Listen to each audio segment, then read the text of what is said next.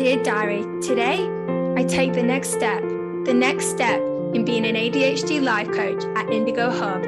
I can't believe it's happening. I want to build, create, and discover a place for us to truly be ourselves. I think this journey will be the Indigo Diary. Dear Diary, welcome to the Indigo Diaries, and welcome to our exciting Series 3, The World Through Our Eyes. With me, your host, Natasha Hickling. This is a podcast for those who want to learn about ADHD through other experiences. Hi everyone, and we're back, and I'm really excited because today it's a different kind of episode. So it's more of an open mind session because I thought about it today and I was like, I don't really know what sort of session this is because this is just very different to what I usually do, but in an amazing way. And I love the thing about being online because you just get to meet so many interesting people that reach out. And today is like no other. And today we have two guests who are absolutely extraordinary people. And I was so lucky to speak with them. And it really, it started my day off well because it was the start of my day, but it also really enlightened me just, how much experts and people out there that are really trying to get ADHD knowledge. And so without a doubt, I'm going to bring back, this is an open mind session because it's really opening our minds into something that they are real experts at with their book called Decoding, Doing, and ADHD associated with procrastination. And this is what it's all about. But I thought I would do it as like a meet the author session because basically they are the authors of this book. And we're so very lucky to have them here today. So let me tell you a bit about them. So Madeline has spent the past decade working in multidisciplinary practice in Sydney called Mindcare Centre. Here is where her interest in ADHD was sparked, and she enjoys working in collaboration with other professionals, especially psychiatrists. And Jonathan is an ADHD educational function coach and the director of Connect ADHD Coaching, providing services internationally from Brisbane, Australia. And Jonathan trained as an ADHD coach, and he's a board of Adhd and a published author. And if you want any more of their bios, please look at the bio below. But recently they co-authored a book called Decoding, Doing, and this book has been a long time in the making and a present model aimed at helping people procrastinate less and achieve more despite having ADHD. So I'm just going to get it on to the episode that I'm really excited for today. Hi both, how are you doing today? Good, thank you. Okay, well, it's great. It's morning over here and then it's probably evening over there. So working on very different time zones. So we'll get straight in. So tell us kind of, I just spoke a bit in your bio about your book. So just tell us a bit about kind of where that started. Well, Madeline and I were at a conference here in Australia for the ADHD professionals, and we started talking about how the challenges we had, as Madeline is a clinical psychologist and I'm an ADHD coach. And it sort of evolved into us working on many a project. And then one day we settled down with this thing about procrastination. And procrastination with ADHD, and more importantly, how you can activate rather than focusing on the problem, which is the procrastination. Yeah, we chatted a lot about procrastination, and we really started with why does procrastination happen, and then we kind of ended up going full circle to, well, how would we do it if we were not to procrastinate? So we kind of went both sides of the coin really in our discussion, and then we landed with the model and the suggestions in the book. This took a number of years, we should identify. A number. It was a bit of a COVID project. I can only imagine it took a few years with that. I mean, that's a huge, topic. But not only that, when we've got ADHD, we go here. And I'm not surprised it took a few years. So tell us, you kind of just said that about why procrastination actually happens. So could you kind of elaborate a bit more? Well, I mean, I guess from my experience working as a psychologist with adults with ADHD, I guess what I've worked out is that there are many many, many reasons why procrastination happens. And I think that is why it is such a common difficulty, and it's such a frustration for people. And so often what they want to work on when they come to see me, and probably for you too, John, that's really the goal, is to procrastinate less, or to stop procrastinating, or to get more motivated, or some version of that. And there's not one reason. There are all the reasons. Probably a better question to that would be that we arrived at, which was, why can't I stop procrastinating? So in other words, how do I activate? And as Madeline said, there's lots of reasons why we procrastinate. We avoid, we delay. All of it is that, though, basically you come back to the idea that we're not ready to do it. And probably the really big, for me, the big idea that we sort of hit on was that there's such a focus on this idea of motivation and what motivation is. And I think with ADHD, that's compounded, because with ADHD, like I'm always saying to my clients, is we live emotionally. We're very, very stuck in the emotional space. And there's wonderful things about that. But part of the problem with that is we become very reliant on, I'm going to feel like it's the right time to do something. Or I'm going to feel that it's good. And the reality is, if we see motivation just as another form of emotion, then it's always created or triggered by either a real or a perceived action. So in other words, it's what we do that matters, that will actually drive the motivation. And in the case of procrastination, it's very often about how we imagine doing it first. Yeah, I couldn't agree more. And it's that thing of, within myself and my clients, sometimes we so much about the emotion and the ideas that it stops us, right? Procrastination, from actually getting anything done. And then it's kind of that, I always say that I'm like all the ideas, and sometimes I've got no gears, because it's just kind of all up in my own head, and the emotions is great. But then if we're not doing it, then that's a procrastination in itself, really. Yeah. So that's really interesting. So kind of, what are your experiences, or kind of in your book, you said about the model about kind of procrastination and how to kind of stop that? Yeah, we landed on a model. So we called it SEMA, which is an acronym. So it has 5 stages, and this is a model really for the opposite of procrastination. It's a model about getting something done. So the idea is that it's a structure by which you can hang a task on, that gives you a beginning, a middle, and an end that is going to lead you to get actually achieving the task and not procrastinating. So it's got built-in safety nets to avoid procrastinating. John, do you want to talk through the stages? Yeah, sure. So the CIMA, CIMAA, stands for C is for connect. So in other words, particularly with ADHD, we really need to connect why we're doing something.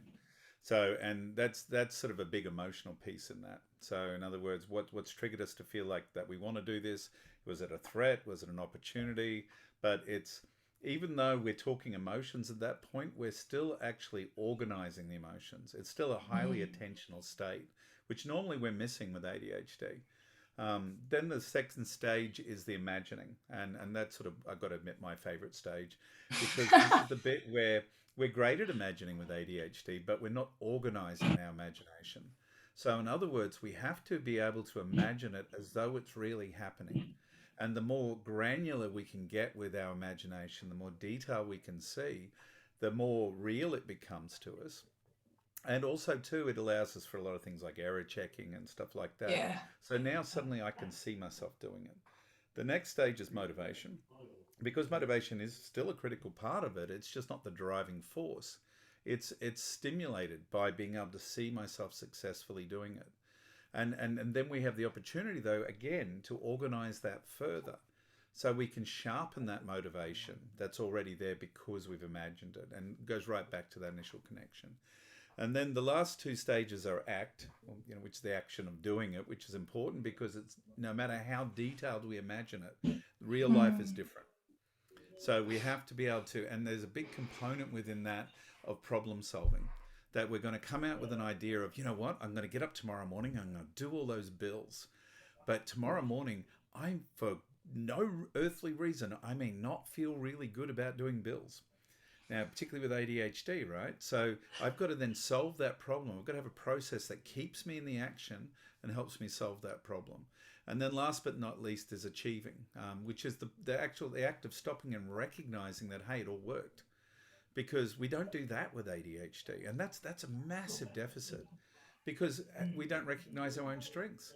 And, often when I'm coaching people, and I'm sure Madeline's found the same, is that one of the first things I ask them for is, well, tell me, have you ever done anything like this before? When we're struggling with achieving something, they say, oh, yeah, they've usually they've achieved something like that before. And I ask them, how did you do it? And they say, well, it's all different now. And the reality is it's not. That most of the things that you do to direct your own action are going to be exactly the same. So the achieve part's really critical. And then, of course, that sort of makes it an easier on-ramp next time you activate to do something, right? So that's the CIMA, CIMAA. Wow.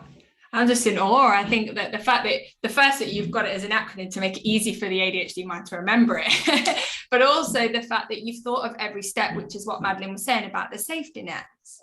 You've kind of got all those steps in there to be able to, that helps people to achieve it, and to stop the procrastination, and kind of what you were saying there. And then that achievement bit at the end, I think, is really crucial, and something that's really missed. It's kind of that thing of when you ask, the same way I find with my clients, is when you ask, okay, let's just take a stop. What did you do well? And then, it's kind of just that moment where their brain just kind of goes, right, I don't know. And then when you say, well, what didn't go well? Oh yeah, this, and this.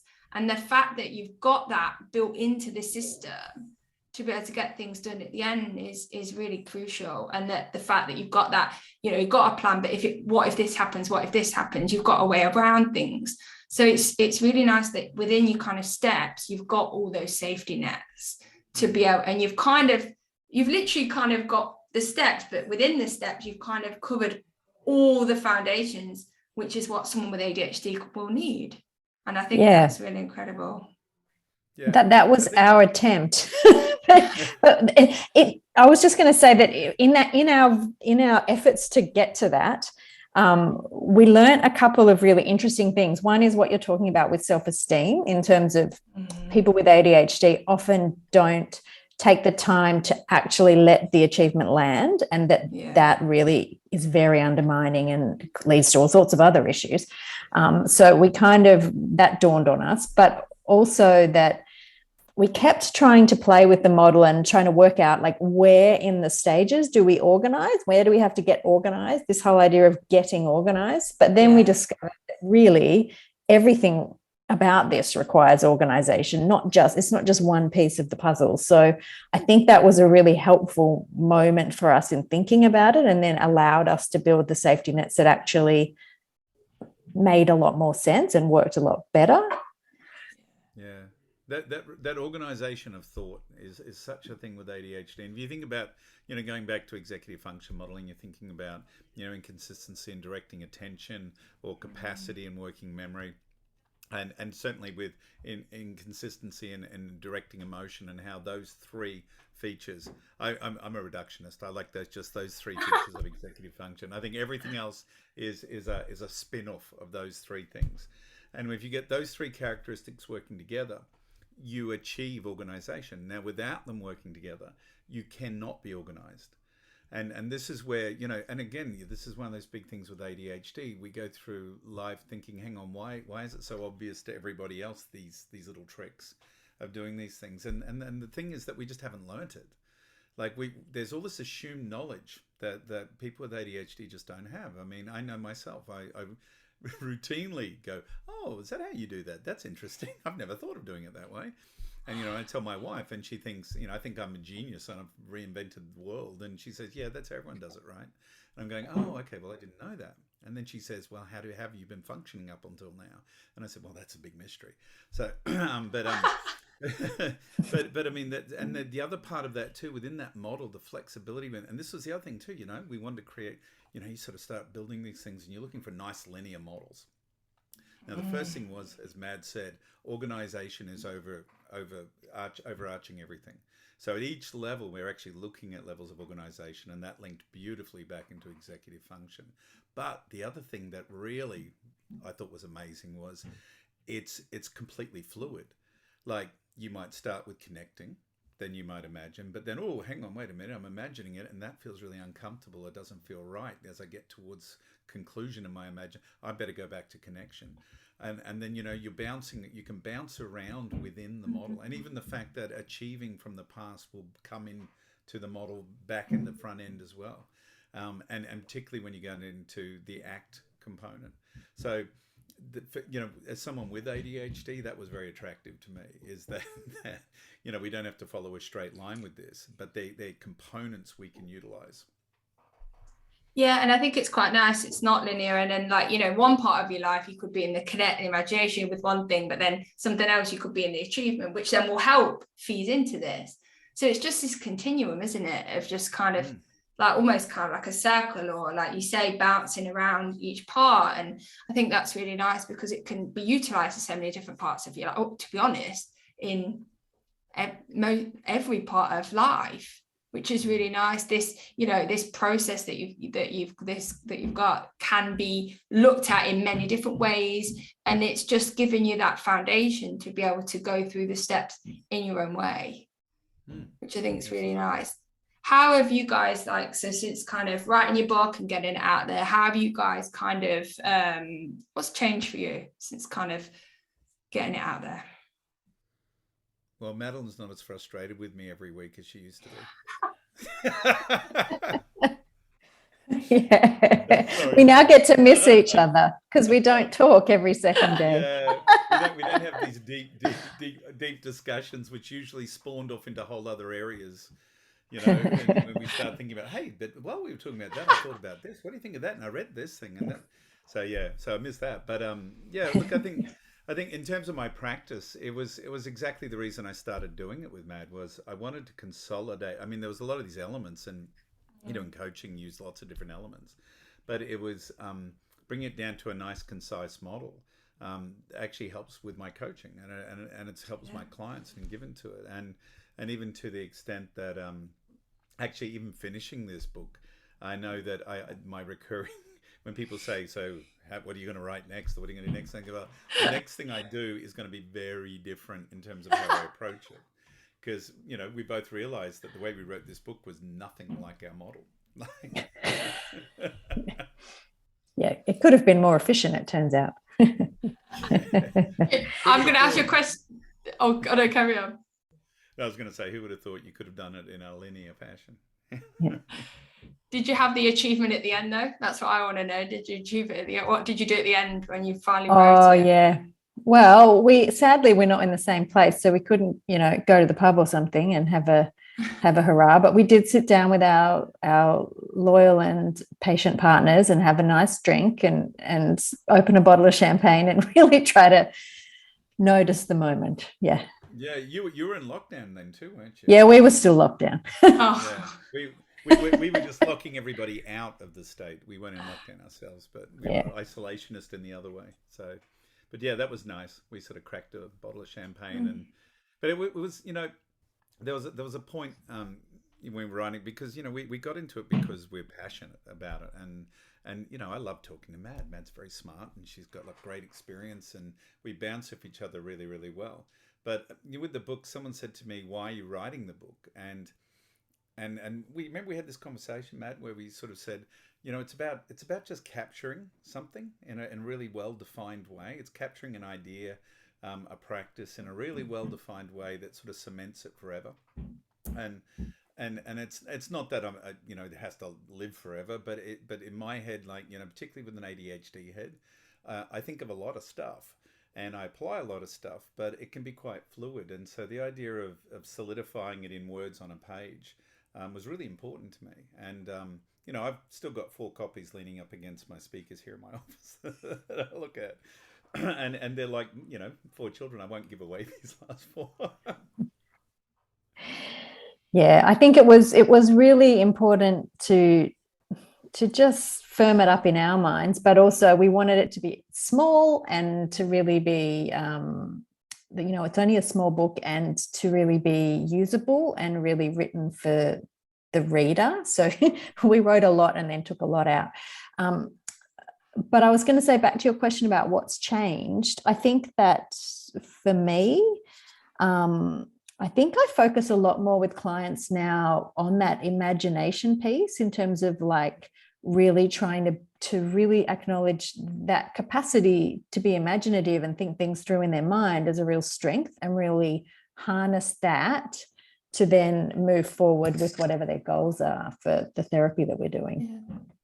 Yeah, and I think that's really nice, like what you said there, because that with ADHD there are so many challenges, but there are so many strengths, and within you think, you've got connect to it, then the imagination, you're allowing the ADHD mind to thrive at its very best, right? But then you've got the safety nets for when that's needed, when the challenges come up. And I think that's really nice. You've not only, because we know as coaches and therapists, there's so many different models. And it's like, oh, put this model for here, put this model for here. And it's comes to the point where you've got so many models, it's hard to keep up. But this model could be used for so many different things, so many different levels, that it's not harnessing strengths, looking at the challenges. So it's kind of like, multidimensional, it's kind of that thing that can be used in so many different ways. And the fact that your book is ADHD friendly and short, and so I've read it myself, and when I read it, I was like, oh my goodness, it's not like 500 pages. is a win in itself. Yeah. And thank you for that. That's very nice to hear, because that was the goal. The goal was utility, and also too, that bit about the ADHD, our natural state, and ADHD by definition is a description of impairment. That's what the diagnosis is all about. But the reality is, we know it's a neurological presentation, which means that these are features we carry all our lives. The goal is to reduce the impairment. They'll remove the impairment. And I like what you said, Natasha, about the idea that these attributes of ADHD, which are neither good or bad, it just depends on how we apply them. Distractibility is an incredible strength at times, and a useful thing to do. The imagine stage, the reason I love it is because we love imagining. So all that sort of stuff's really important. And I always use the term neuronative. That's the goal here. It's to be neuronative successfully. So in other words, function in the world the way your ADHD is preferencing you to function, but without the impairment. And I think that's what this model is great at, because it you can work through any of the stages and incorporate those features that are neuronative with ADHD, while successfully organizing and adapting. Nice. Right. Well, that's I think that's a good point for a break there. But it's really nice to explore this, and all the link to their books will be below. So yeah, you said it here, it's ADHD friendly. So what's stopping you? Go and pick up a copy today. So we'll see you in a minute.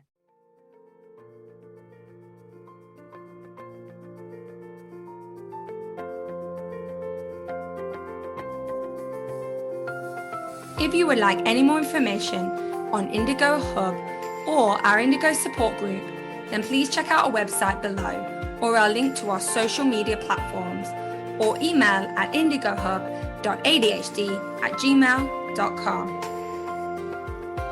If you would like to offer any comments, feedback, get support, or if you're interested in the world hearing your story, then please reach out through any of our avenues. As said before, have a positive week. Check in again later. And we're out. Shh, the Indigo Diaries.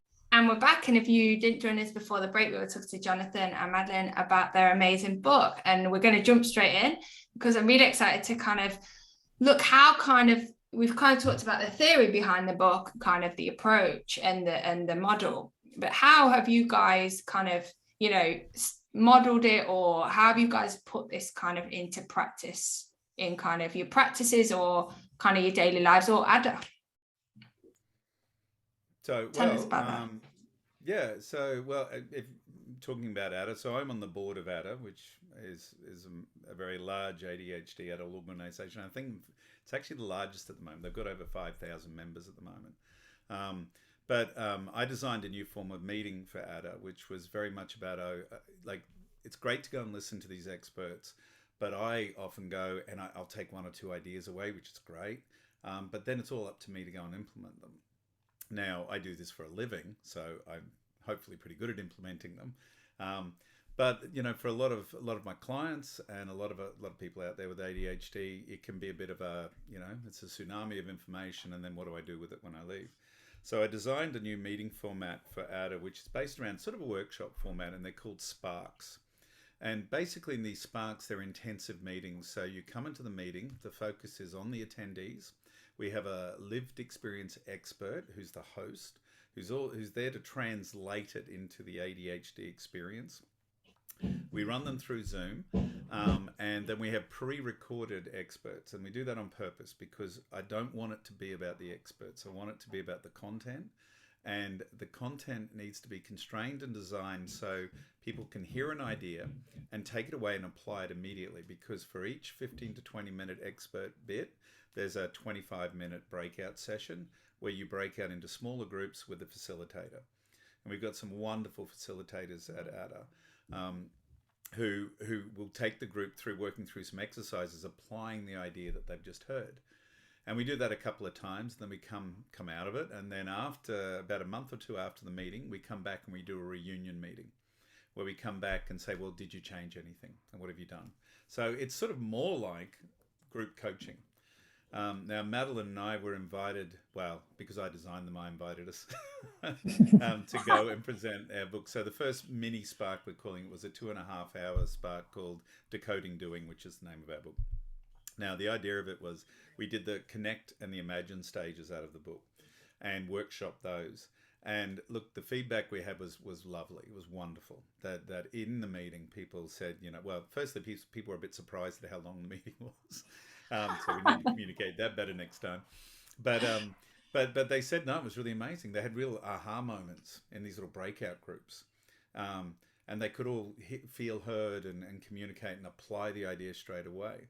And then in the follow-up meeting, which we held recently, we only had a few turn up for that because, you know, it was all very piloty. But they came back and said they'd shifted the needle. Like they'd actually made changes where they'd been procrastinating about these things for a very long time. And it was like goosebumps sort of thing. It was really lovely I mean, we see it in our practices one-on-one, but then, you know, you're a bit biased because it's you. But to hear it come back in a more unfiltered way was really wonderful. So we're going to, now that we know that it works, not the book, but the meeting style, we're going to rerun that meeting on, it'll be the 7th of May, US time. So that's the 8th for us, Madeline, but it's probably somewhere in between for you, Natasha. Yeah. And all Adda members can attend that for free. And we'll be limiting it to only 200 attendees because we want to keep it special and make sure we've got enough facilitators for everyone. So that's going to happen then. So we'll be promoting it via Adda shortly. So if you're not already a member of Adda, it's a good reason to become one because Adda's quite cheap to join. There you go. I've done my board duty of plugging. So Madeline, do you want to talk for a minute about your experience of that? Because I'm in Adda, but for an expert coming from the outside, what was it like for you? Yeah, sure. Well, what was it like? It was a really nice group of people to hang out with. Everyone was very warm and welcoming, and everyone was there for this sort of for the same reason, that they wanted to listen and learn and have a go. So it was a really nice crowd. The facilitators that did the breakout sessions with these small groups, so sort of 8 to 10 people, where they kind of took them through some stuff that we'd put together for them around practicing the concepts and really learning the ideas and implementing into their day-to-day circumstance and life. Those facilitators were really fantastic. So everyone got some pretty decent coaching. And I think they were all ADHD coaches. Is that right, John? No, not all. No, not all. Were, but not all. No. Right. Okay. Facilitators from the Adda support groups who were there too. Okay. Well, they seemed to really know what they were doing, and everyone really got a chance to sort of focus on their own needs, build some goals, get some support. So yeah, I think those breakout rooms were really what made it special. Yeah. It's not just having someone, I was just gonna say, it's not having just someone talk. It's like, it's actually been able to experience that, right? And for those, the individuals that are listening, listen to the expert, but then actually getting to talk to people and collaborate on the concept makes it a lot more concrete, doesn't it, when they go away and then try and, implement. Yeah, I think it really sort of bedded in so that then when it was all over, they were really sure that they got it and they knew what they were going to do with that. I think that probably was the thing that meant that hopefully for many of them, certainly the ones that returned to the reunion, that they actually had some action come from the whole thing. Nice. And Adh's big thing is community. That's the whole reason. Adhd originated because adults with ADHD wanted an excuse to meet in real life, and so they would run a conference every year. And since they've gone virtual and sort of grown exponentially, they've kept this idea of community. So they have I think it's 28 virtual support groups at the moment. They'll open up a new virtual support group for anyone who says, hey, we need one for this group of people. So that's what I saw really lived in there. And the extension we should mention too, the reunion was run in an app called Gather Town. So this is the new virtual space that Adhd is embracing. Thankfully, I keep telling them these weird ideas and they just like them and agree with them, so that's nice. But so Gather Town's really cool. It's sort of like those old 8-bit Super Mario type games where you got little character and you're running around in a map. But the difference is that's you. And so if my little character walks up to, say, Madeline and Natasha, then your Zoom windows pop up on my screen in real time so we can talk to each other in real time. So you've got the flexibility to move around the map as you wish, because, when we were looking at this as a virtual meeting option, I said, well, the thing I liked about conferences was I didn't have to stay in one room. I could walk around and see people and meet people in the corridor and talk and that sort of thing. So I went looking for that, and the virtual reality was all just a bit too hard at this stage, but this was fantastic. So it's proximity related. So as you get closer to someone, they sort of pop up, and then as you get really close, you can hear them. And as you walk away, you lose them. And if you're walking past people talking, you'll eavesdrop as you walk past, which people spun out. But there's also private spaces, and we can build these maps and make them interactive. So we're using that now as our virtual community space. So we're going to be running lots of things, and we're calling it the Adhverse. But it's where we're basically, it allows that freedom of movement and engagement, and it's open 24/7. So then the next evolution is in July, we're going to run what I think is the first truly international ADHD meeting. So those sparks we talked about, we've designed 3 5-hour, 4.5-hour sparks that we're going to repeat 3 times around the world in 3 different time zones. So living in Australia, we get used to attending things at 3 o'clock in the morning. So in fact, Madeline and I spoke at the recent international conference, the one that Chad runs and Adhd participates in, at the end of last year. And I think our first rostered time slot was 3 a.m., wasn't it? Or something like that. 1 a.m. It was horrendous. We begged and pleaded. They kindly changed it. It was we moved to 8 a.m. So they were very kind about that. But then I thought, wouldn't it be cool to get full engagement if we could repeat the content? So those 3 4.5-hour sparks, one's on relationships, one's on ADHD at work, and the other one is called ADHD and Me. And it's got a bit of a soft spot in my heart because it's about finding your story with ADHD. Because whether you were diagnosed 5 minutes ago or 5 years ago, a lot of us are still figuring out who we are with ADHD. So it's about building your narrative and figuring out what your journey is going to be. Anyway, they'll run concurrently in the Oceania time zone first, which is sort of New Zealand through to Singapore. And like I said, there'll be 4.5 hours. Then a few hours later, we'll be running them through India through to Europe. And in UK time, I think it'll be about 9 a.m. your time. Okay. And it'll run for 4.5 hours. And then we'll repeat them again in the Americas. So over a 30-hour period, we will have them play 3 times. So if you sign up for the conference, you can go to more than one workshop, because you can do more than one in that time.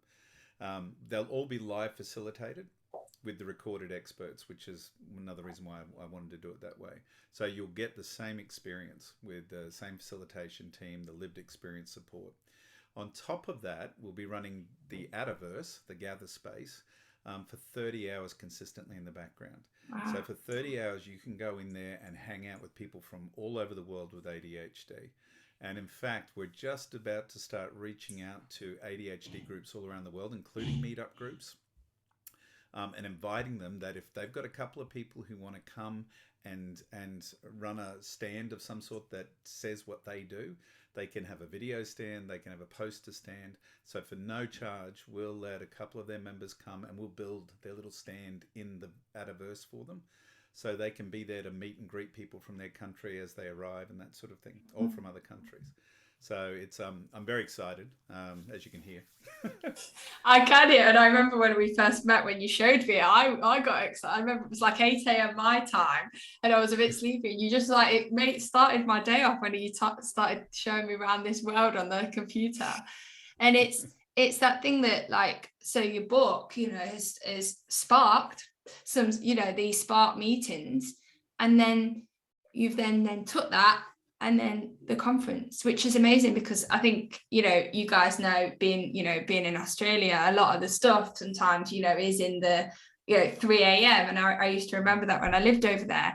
But it's nice that you're trying to not only the ADHD support, you know, your book, you know, is international, so it can go to different, but not only that, you're trying to get these meetings so that different communities, everyone, is accessible for everyone, which is really big to my heart as well. So that's really incredible. Oh, thank you. Yeah, and you know, that is exactly it. The more we invest in our community, the better we all are off. I mean, you look at stuff like ADHD Europe is doing great stuff. They have wonderful presentations. I was watching a Sandra Cooey presentation the other night on women and ADHD. Adhd, Chad. You know, all the organisations there, CADRA. You know, in Australia we have ADPA, which is our professional ADHD association, plus some amazing ADHD groups like, you know, ADHD Australia, the ADHD Foundation. All these groups are doing great stuff.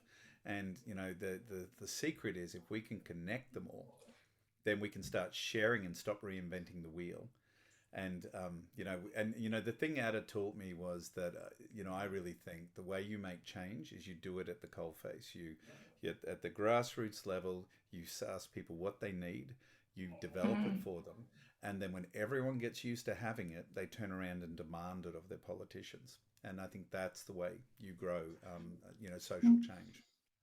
And that's what you're doing with your book. You know, you found something that was really crucial for, you know, for your clients and yourselves maybe, and then you found that, you created the book, and then you've grown, you've took that and then you've got something else to share the knowledge. And I think that that's incredible. Yeah, a lot of us, we're all doing our own little things, but then being able to connect, that's what I found, like, oh, wait a minute, you're doing that as well, you don't live very far from me, like, you know. And we're all, especially in the UK, you know, it's the coaching, you know, element is not as huge as America. So we're all kind of doing our own little things. But then what you're trying to do is bring all that together, not to reinvent the wheel, to make it easier, which is a bit like your book with the model, right?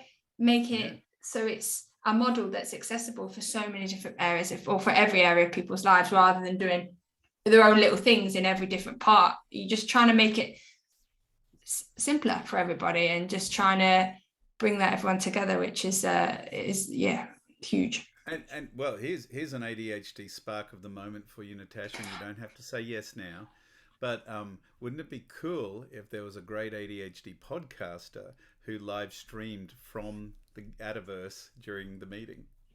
That would be so cool. yeah well, yes the invitation is there. I'm gonna write that down now before I forget. But yeah, it's incredible. And Madeline, how, like, for the spark things for you and these conferences, how are you getting involved with these? So I'm not on an ADA board. Okay. I'm just solo psychologist, living my life, running my business, seeing my clients. But John does like to drag me in from time to time, which is very kind of him. But that said, you know, I do like to go to the conferences. I go to the Australian ones. We've spoken there. We've spoken at Chad last year, and we'll speak at the Adda one this year. I think they're really important. And I think that it's interesting, as a psychologist, without these specific ADHD conferences, I don't think I'd really have learnt much about ADHD, because in our training in Australia, certainly, you don't really get taught other than, maybe an hour on children's, you know, developmental stuff, and ADHD will be in there, and that's the end of it. So if it wasn't for these groups and these organizations that offer up pretty much free webinars and experts and all this stuff, I don't think we'd have a profession. So it's really important. Yeah, it's everybody just, you know, and that's the great thing about these things, you know, that they're affordable, right? And which means it's accessible for all, and it's just everyone's got the same call, and everyone just wants to basically help and do that, and offering those services that so everybody is on the same page, so we're not reinventing the wheel, and everyone can get the support they need. So that's great. Yeah. Whether it's writing a book with Madeline or going to board meetings, whatever it is, I mean, the reason I do it in my spare time is because it feels great. And like as Matt said, you learn, you're always learning. But it's really that community, that connection. Because if you grew up with ADHD, you grew up alone usually. And even though you could have all the best intention, loving people around you, which I was very fortunate I did and have had in my life. But even so, you know, it's that I feel, you know, that sense of separation, that sense of difference. And so when you find your community and you find people, lovely people like Matt, who want to talk about it with you for hours, then it's this. I can't, you know. I'll still remember the first Chad meeting I ever went to in the States. I remember going up that escalator into this big hotel lobby in New Orleans, and I felt like I walked into this massive warm hug. Like I knew a couple of people there, didn't know many, but it was just the moment you walk into a room. You know, when you walk into a room full of people with ADHD, you know these are your people. Because everyone's talking, everyone's breaking off and talking to other people at the same time. Usually there's people going in every direction and no one is on time. And suddenly you feel like, oh, it's all okay.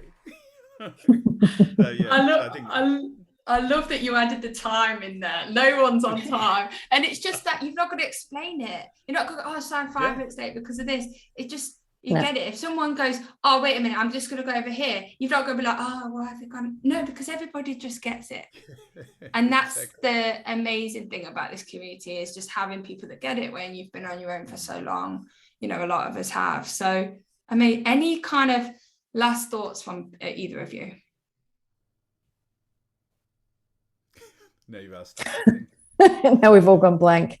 That usually happens. Not really. John? I'll take a shot. Well, I mean, I've talked a lot already, but anyway, why not? So, I think this is the thing, is that for the people out there with ADHD, and I assume that's a lot of the audience, is that I would say is that all of this is doable, no matter how undoable it feels. And, you know, we called the book Decoding Doing because, you know, that's the secret. It's about doing.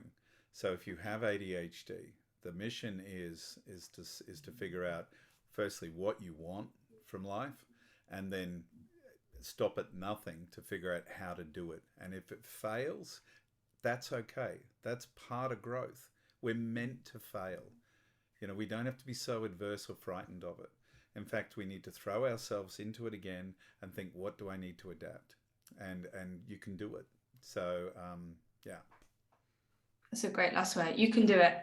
Yeah, you can. And it's all about the doing. So you can literally do it, but it's just finding that way that's right for you.